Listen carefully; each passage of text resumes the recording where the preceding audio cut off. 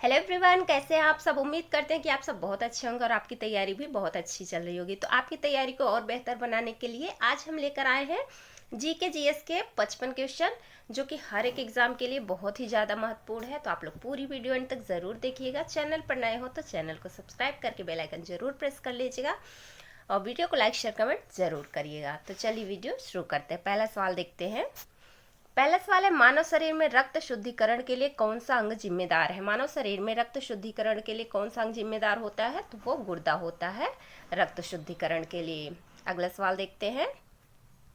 अगला सवाल है, नर्मदा नदी कहाँ से निकलती है। नर्मदा नदी कहाँ से निकलती है, तो नर्मदा नदी अमरकंटक से निकलती है। अगला सवाल देखते हैं। अगला सवाल है, भारत में सर्वाधिक चावल का उत्पादन किस राज्य में होता है। भारत में सर्वाधिक चावल का उत्पादन किस राज्य में होता है, तो पश्चिम बंगाल में चावल का उत्पादन सबसे अधिक होता है। अगला सवाल देखते हैं। अगला सवाल है, कर्क रेखा भारत के कितने राज्यों से होकर गुजरती है। कर्क रेखा भारत के कितने राज्यों से होकर गुजरती है, तो 8 राज्यों से होकर गुजरती है। और वो 8 राज्य कौन कौन से हैं, ये भी हमें पता होना चाहिए। तो वो 8 राज्य हैं गुजरात, राजस्थान, मध्य प्रदेश, छत्तीसगढ़, झारखंड, पश्चिम बंगाल, त्रिपुरा और मिजोरम। ये 8 राज्यों से कर्क रेखा होकर गुजरती है। अगला सवाल देखते हैं। अगला सवाल है, पौधों में जल का परिवहन किसके द्वारा होता है। पौधों में जल का परिवहन किसके द्वारा होता है, तो जल का परिवहन पौधों में जाइलम द्वारा होता है। अगला सवाल देखते हैं। अगला सवाल है, भारतीय संविधान का कौन सा अनुच्छेद समानता का अधिकार देता है। भारतीय संविधान का कौन सा अनुच्छेद समानता का अधिकार देता है, तो अनुच्छेद 14 से 18 में समानता का अधिकार दिया गया है और यह भाग 3 में है। मौलिक अधिकार के अंतर्गत आता है ये। अगला सवाल देखते हैं। अगला सवाल है, भारतीय मानक समय रेखा किस स्थान से गुजरती है। भारतीय मानक समय रेखा किस स्थान से गुजरती है, तो ये यूपी का एक जिला है मिर्जापुर, वहां से गुजरती है। अगला सवाल देखते हैं। अगला सवाल है, मूल अधिकारों को भारतीय संविधान के किस भाग में वर्णित किया गया है। मूल अधिकारों को भारतीय संविधान के किस भाग में वर्णित किया गया है, तो भाग 3 में मूल अधिकार को वर्णित किया गया है। अगला सवाल देखते हैं। अगला सवाल है, भारत में मानसून किस दिशा में प्रवेश करता है। भारत में मानसून किस दिशा में प्रवेश करता है, तो ये दक्षिण पश्चिम दिशा में प्रवेश करता है और सबसे पहले मालाबार तट में प्रवेश करता है। अगला सवाल देखते हैं। अगला सवाल है, 2011 की जनगणना का नारा क्या था। 2011 की जनगणना का नारा क्या था, तो इसका नारा था हमारा देश हमारी जनगणना। अगला सवाल देखते हैं।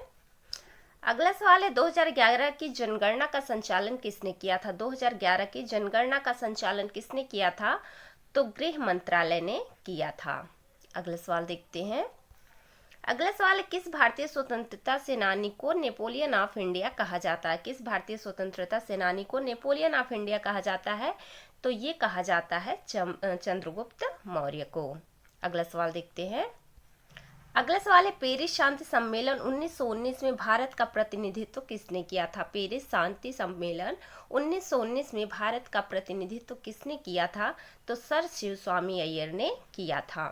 अगला सवाल देखते हैं। अगला सवाल है, भारत के मुख्य भूमि के दक्षिणी छोर पर कौन सा स्थान स्थित है। भारत के मुख्य भूमि के दक्षिणी छोर पर कौन सा स्थान है, तो वो है कन्याकुमारी। अगला सवाल देखते हैं।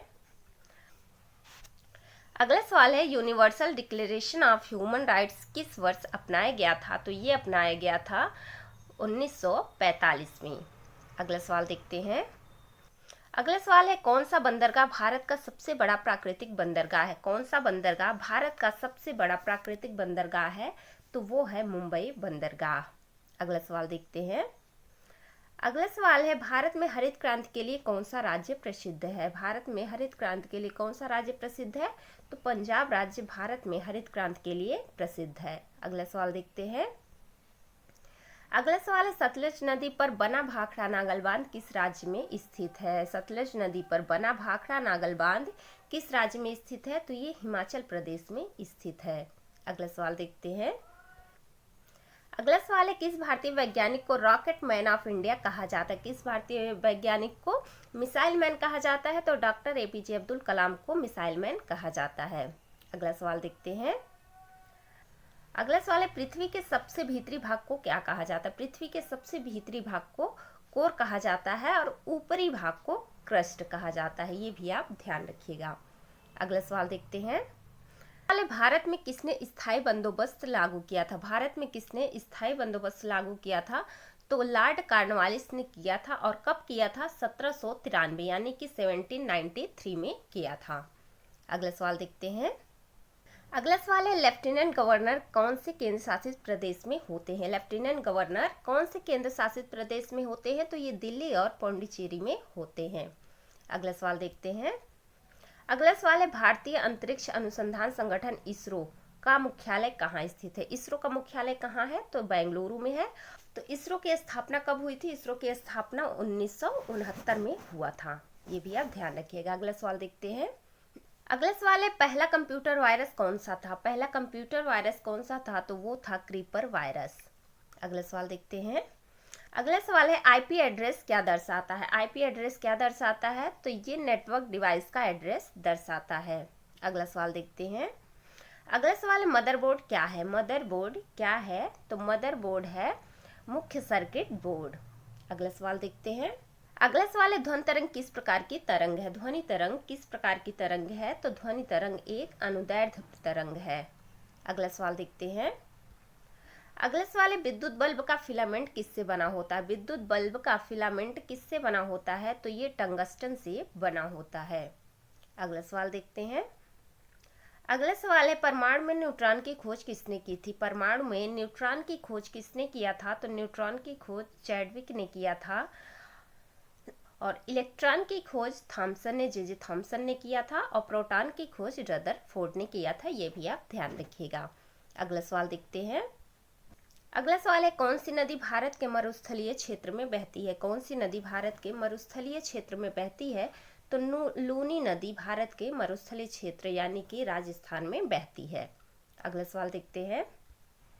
अगला सवाल है, हिमालय पर्वत किस प्रकार का पर्वत है? हिमालय पर्वत किस प्रकार का पर्वत है? तो ये नवीन वलित पर्वत है यानी कि ये अभी नया पर्वत है। अगला सवाल देखते हैं।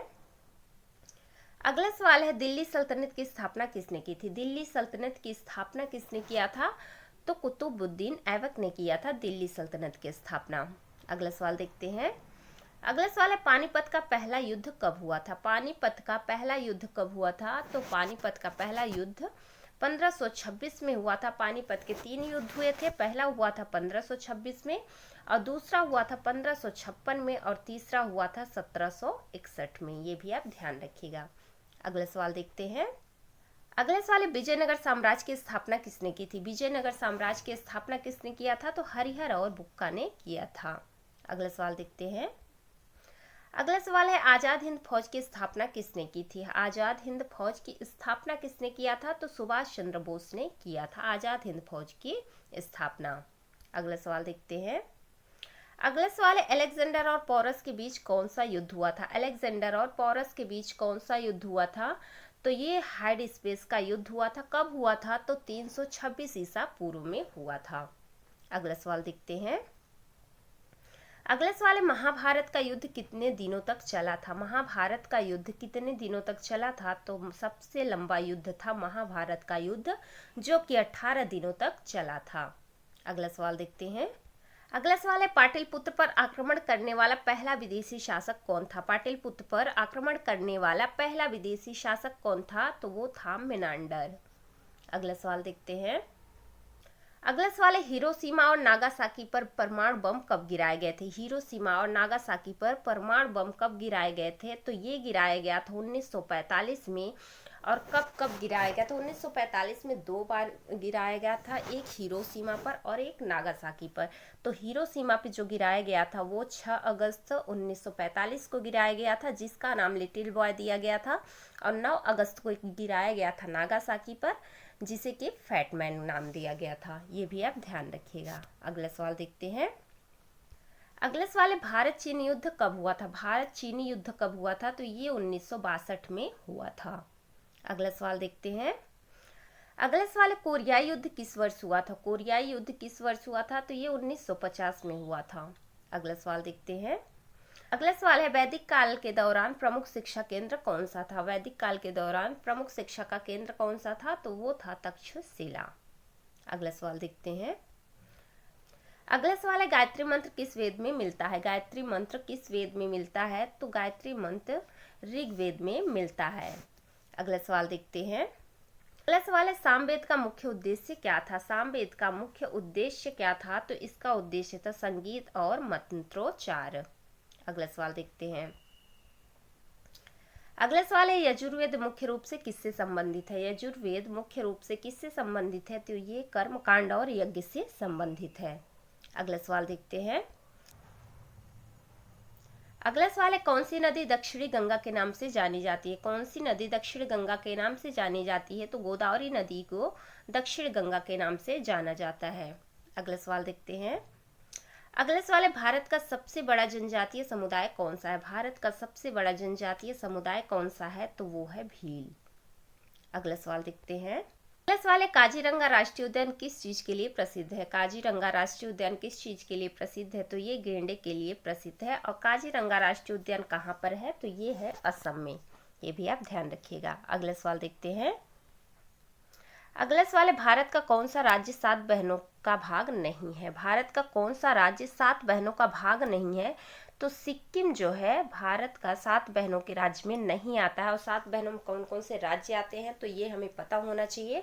तो वो 7 राज्य हैं अरुणाचल प्रदेश, असम, मेघालय, नागालैंड, मणिपुर, मिजोरम और त्रिपुरा। ये 7 राज्य 7 बहनों में आते हैं, लेकिन सिक्किम नहीं आता है, ये आप ध्यान रखिएगा। अगला सवाल देखते हैं। अगला सवाल है राष्ट्रीय शिक्षा दिवस किसकी जयंती पर मनाया जाता है। राष्ट्रीय शिक्षा दिवस किसकी जयंती पर मनाया जाता है, तो ये मनाया जाता है अबुल कलाम आजाद की जयंती पर। अगला सवाल देखते हैं। अगला सवाल है राष्ट्रीय बालिका दिवस कब मनाया जाता है। राष्ट्रीय बालिका दिवस कब मनाया जाता है, तो ये मनाया जाता है 24 जनवरी को। अगला सवाल देखते हैं। अगला सवाल है कोणार्क का सूर्य मंदिर किस राज्य में स्थित है। कोणार्क का सूर्य मंदिर किस राज्य में स्थित है, तो ये ओडिशा में स्थित है। और इसे किससे बनवाया था, तो ये भी हमें याद रखना चाहिए कि राजा नरहरदेव प्रथम ने इसे बनवाया था। अगला सवाल देखते हैं। अगला सवाल है भारत में सबसे गहरी खान कौन सी है। भारत में सबसे गहरी खान कौन सी है, तो वो है कोलार की खान। और यह कहाँ पर है, तो यह कर्नाटक राज्य में है। अगला सवाल देखते हैं। अगला सवाल है दुनिया की सबसे पुरानी जीवित भाषा कौन सी मानी जाती है। दुनिया की सबसे पुरानी और जीवित भाषा कौन सी मानी जाती है, तो संस्कृत को सबसे पुरानी और जीवित भाषा मानी जाती है। अगला सवाल देखते हैं। अगला सवाल है भारत का सबसे बड़ा नदी द्वीप मांजुली किस नदी पर स्थित है। मांजुली द्वीप किस नदी पर स्थित है, तो ये ब्रह्मपुत्र नदी पर स्थित है। और पूछा जाए किस राज्य में है, तो ये असम राज्य में है। अगला सवाल देखते हैं। अगला सवाल है भारत में पहली बार सूरज की किरणें कहाँ पड़ती हैं। भारत में पहली बार सूरज की किरणें कहाँ पड़ती हैं, तो ये अरुणाचल प्रदेश में पड़ती हैं, क्योंकि सबसे पूर्वोत्तर राज्य भारत का अरुणाचल प्रदेश है। तो ये हमारे जीके जीएस के 55 प्रश्न कंप्लीट हो गए। आई होप आपको वीडियो पसंद आई होगी। वीडियो पसंद आए तो वीडियो को लाइक शेयर कमेंट जरूर करिएगा। चैनल को सब्सक्राइब करिएगा। मिलते हैं नेक्स्ट वीडियो में, तब तक के लिए tata bye bye, take care.